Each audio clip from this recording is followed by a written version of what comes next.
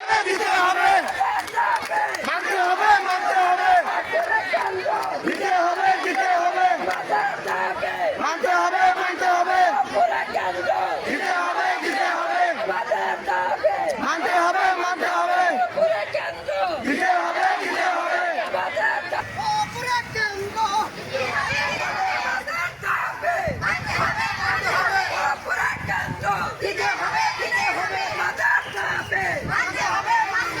আমরা কিন্তু সেন্টারের কলেজ, সরকারি কলেজ, সেই কলেজে 1200, 1400, 1500 প্লাস শিক্ষার্থী। সেখানে ওই ছোট ছোট রুমে পরীক্ষা দেওয়া আসলেই কষ্টকর। সেখানে বিদ্যুৎ ব্যবস্থা নেই, বর্ষাকালে দেখা যায় গাড়ি ঘোড়া যাতায়াতের সমস্যা, রাস্তাঘাট ভাঙাচোরা। প্রত্যন্ত অঞ্চলে কেন্দ্রের শিক্ষার্থীদের প্রত্যন্ত অঞ্চলে পরীক্ষা দেওয়াটা আসলে কষ্টকর। আর আমাদের যেহেতু সরকারি কলেজ, এই কলেজে অনেক দূর দূরান্ত থেকে শিক্ষার্থীরা আসে। দেখা যায় তারা জামালপুর, সরিষাবাড়ি বা তারাকান্দি, এইসব হেমনগর, এইসব জায়গা থেকেও তারা এখানে পড়তে আসে। তো কেন্দ্র হিসাবে তারা পড়তে আসে যে এটা সেন্টার একটা কলেজ, সেন্ট্রাল কলেজ। এই কলেজে তারা আসলে পরে দেখা যায় কেন্দ্র এখানে পরীক্ষা দিতে পারবে। কিন্তু তারপরেও যদি তাদের আরো 1.5-2.5 ঘন্টা জার্নি করে দূরে যেয়ে পরীক্ষা দিতে হয়, সেটা আসলে কষ্টসাধ্য না। একটা শিক্ষার্থী দিবে ইন্টার পরীক্ষা, এইচএসসি পরীক্ষা, আমাদের ছাত্র জীবনের একটি বিশেষ ধাপ। এরপর আমরা ভার্সিটি লাইফে যাব। কিন্তু এই সময় যদি আমরা এরকম হ্যারাসমেন্টের শিকার হয়ে থাকি, আমাদের মনোবলটা ঠিক কতটুকু ভেঙে যেতে পারে আপনারাই বলেন। আমাদের মনোবল তো ভাঙের পাশাপাশি আমাদের মেন্টাল স্ট্রেস হয় অনেক। আমরা পরীক্ষার হলে লিখতে বসলে অবশ্যই কিছু না কিছু সমস্যার সম্মুখীন হই। যেহেতু বিদ্যুৎ নেই, তার মধ্যে আমাদের পরীক্ষা হয় জুন জুলাই মাসে পরীক্ষা হলে পরে বিদ্যুৎ সংকট থাকায় ওইখানে দেখা যায় যে বৃষ্টির সময় অনেক ধরনের হ্যারাসমেন্ট আমরা শিকার হতে পারি। বিদ্যুৎ না থাকলে পরে একজন শিক্ষার্থীর কি পরিমাণ সমস্যা হতে পারে সেটা আপনারাই জানেন। আমরা চাই, আমাদের দাবি একটাই, এক দফা এক দাবি, এর উপর কোনো কথা হবে না। আমাদের কেন্দ্র ভরপুরেই থাকবে।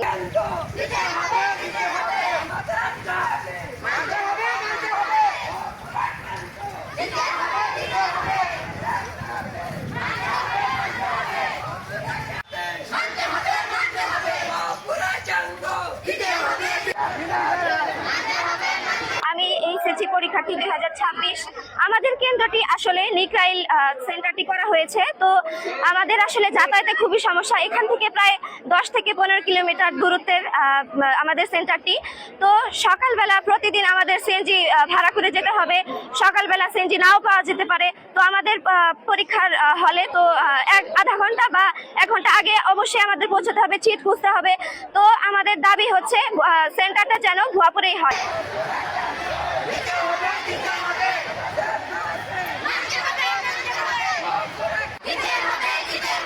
দর্শক থেকে বা দিনাজপুর থেকে ছাত্রছাত্রীরা ভর্তি হয়, তাই আমাদের এইখানে কেন্দ্র আনলে আমাদের অনেক সুবিধা পাওয়া যাবে। তাই আমি আশা করি ভুয়াপুরে কেন্দ্র হোক। বিকেল থেকে আমাদের এইচএসসি পরীক্ষার কেন্দ্র ভুয়াপুরে আনতে হবে, কারণ এখান থেকে আমাদের যাতায়াতে অনেক সমস্যা হয়। প্রায় অনেক ছাত্রই ব্যায়ামকা সরকারি কলেজের অনেক ছাত্রই এখানে পড়ে। অতএব নিকরাইলে কেন্দ্র নিলে আমাদের অনেক যাতায়াতের সমস্যা হয়।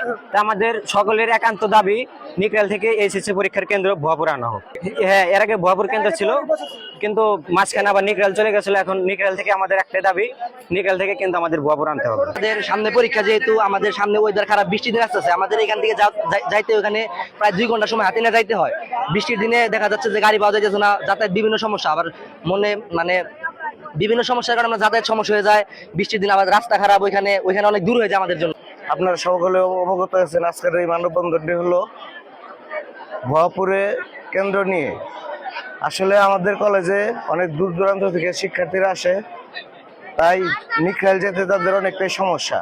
আজকের এই আন্দোলনকে আমরা সমর্থন জানাচ্ছি বাংলাদেশ জাতীয়তাবাদী ছাত্র দলের পক্ষ থেকে। ভুয়াপুর গোপালপুরের মাননীয় সংসদ অ্যাডভোকেট আব্দুল সালাম মিন্টুর কাছে আবেদন করছি যে আপনারা দ্রুত নিকরাইল কেন্দ্রটি সরিয়ে ভুয়াপুর শিক্ষার্থীদেরকে ভুয়াপুরে পরীক্ষা দেওয়ার সুযোগ করে দিন। এবং আপনারা এটাও জানেন যে আগামী জুন মাসে পরীক্ষা, সে মাসে বর্ষাকাল, বৃষ্টি থাকে এবং যাতায়াত করতে অনেকটাই সমস্যা। প্রায় 10 থেকে 15 কিলোমিটার দূর হয়ে যায়। রাস্তাঘাটের অবস্থা তেমন একটা ভালো না, মানে ছাত্রছাত্রীরা খুবই ভোগান্তিতে পড়ে। গত বছর দেখেছি আমরা যে অনেকটা অসুবিধার মধ্যে যাইতে হয়, ওখানে যাতায়াতের সুবিধা নেই।